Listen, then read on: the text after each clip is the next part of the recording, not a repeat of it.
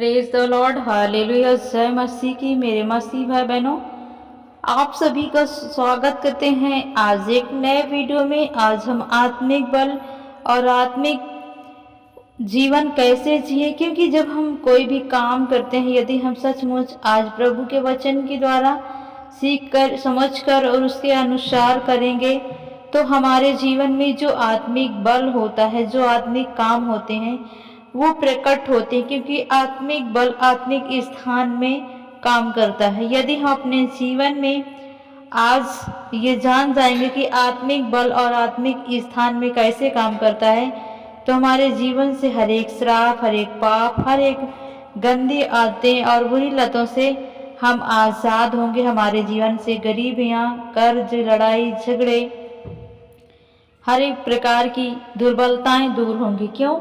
क्योंकि जब हम जानते हैं कि हमारे जीवन में आत्मिक बल कैसे काम करता है और हम जहाँ कहीं जाते हैं, परमेश्वर का प्रकाश हमारी अगुवाई करता है, मदद करता है और हमें सही रास्ता, सही ज्ञान, सही सामर्थ्य, सही बुद्धि को परमेश्वर ही है जो सबसे अच्छा रास्ता हमें दिखा सकता है। यदि हम सचमुच खुदावंत को याद करके सारे कामों को करते हैं, तो वो सबसे बड़ा जो ईश्वर है, जो राजाओं का राजा है, जो प्रभुओं का प्रभु है, एक माँ से भी गहरा प्यार हमसे करता है। वो खुदा हमारे जीवन में अपने मसीह को, अपने अभिषेक को देता है और उस अभिषेक, उस मसीह के द्वारा हम अपने जीवन में आगे की ओर बढ़ते हैं।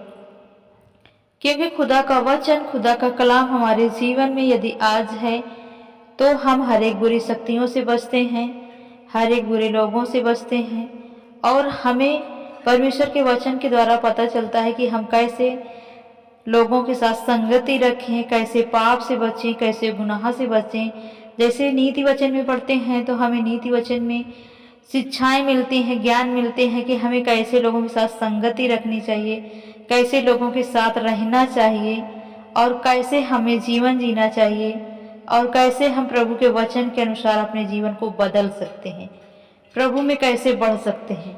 जैसे मत्ती में पढ़ते हैं, मरकुस में पढ़ते हैं, लूका में पढ़ते हैं, प्रभु यीशु मसीह ने मुर्दों को जीवित किया, कोढ़ियों को शुद्ध किया, लंगड़ों को जिलाया। एक विधवा स्त्री थी जिसका पुत्र मर गया था, जिसका बेटा मर गया था और उस लाश को कब्र में गाड़ने के लिए ले जा रहे थे। लेकिन जैसे प्रभु यीशु मसीह देखते हैं कि वो एक जवान है जो मर चुका है और उस विधवा माँ का एक लौता वही सिर्फ सहारा था। परमेश्वर ने आज यदि हमारे जीवन में जो एक नया दिन दिया है, उस दिन को हम जीना चाहें, तो हम प्रभु यीशु मसीह के द्वारा आज जी पा रहे हैं। प्रभु यीशु मसीह के द्वारा छुटकारा पा रहे हैं, पाप से, गुनाह से, व्यभिचार से, दुष्ट आत्माओं से, गंदी लतों से, मौत से भी लोग आजाद हो रहे हैं। तो वो परमेश्वर का वचन ही है और प्रभु यीशु मसीह के द्वारा हम अपने जीवन में पाप और गुनाह को हरा पा रहे हैं, दुष्ट आत्माओं की शक्तियों को हरा पा रहे हैं। क्योंकि खुदा ना हो तो हमारे जीवन में हम कुछ भी नहीं कर सकते। हमारे जीवन में तंत्र मंत्र की शक्तियाँ, काला जादू, ओझा पंडा, तंत्र मंत्र के द्वारा कराया गया जो बुरी शक्तियाँ होती हैं, वो काम करती हैं जब हम विश्वास से कमज़ोर होते हैं। यदि हमारे जीवन में आत्मिक बल है, हम आत्मा में बढ़े हैं, आत्मा में परिपूर्ण हैं, वचन में, भजन में हम मन लगाते हैं और दुआ करने में हम मन लगाते हैं, सच्चे मन से खुदा की आराधना करते हैं, तो वो खुदा हमारे जीवन में अपने अनुग्रह को, अपने प्रकाश को, अपने सामर्थ्य को प्रकट करता है। किसके द्वारा? प्रभु यीशु मसीह के द्वारा। हालेलुया। इसलिए हम प्रार्थना करने में आलसी न बने, वचन पढ़ने में आलसी न बने। हम सब भी प्रभु को याद करके अपने जीवन को जीते हैं और अपनी सुबह को शुरू करते हैं। शाम को सोते समय खुदा को याद करके सोते हैं, तो वो शाम हमारी बहुत ही सुंदर होती है। और जब हम सुबह उठकर खुदा को याद करते हैं, तो हम सारे कामों में सफलता को प्राप्त कर पाते हैं।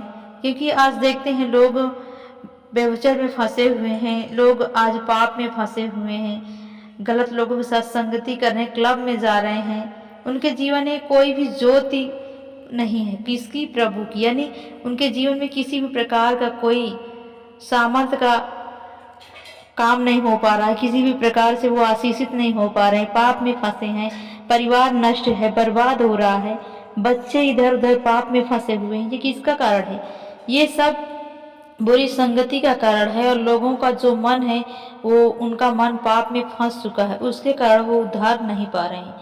यदि हम अपने जीवन में भलाई चाहते हैं तो यहोवा के पास जाएं। यहोवा हमारा भला करेगा, यहोवा हमारा उद्धार करेगा, क्योंकि परमेश्वर ने हमसे प्रेम किया, तभी तो उसने अपने इकलौते पुत्र को दिया। हम विश्वास करेंगे तो नाश नहीं होंगे परंतु अनंत जीवन पाएंगे। इसलिए हम सच्चे परमेश्वर को याद करें, उससे दुआ करें, उससे प्रार्थना करें, वो हमारी सभी आवश्यकताओं को पूरा करेगा।